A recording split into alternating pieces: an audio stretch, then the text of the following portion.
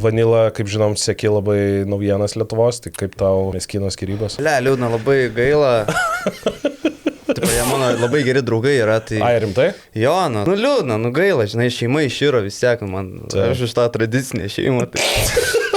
Žinai, čia vienas sako kitą, kitas sako kitą, nu žinai, o man sunku, žinai, aš su jais abiejais draugas, žinai, tai man iš vieno reikia klausyti ir iš kito. Galvoju, žinai, aš žinok, esu vaiko pusė. Už gražų krepšinį. Tai va. Kada įsiskyrė?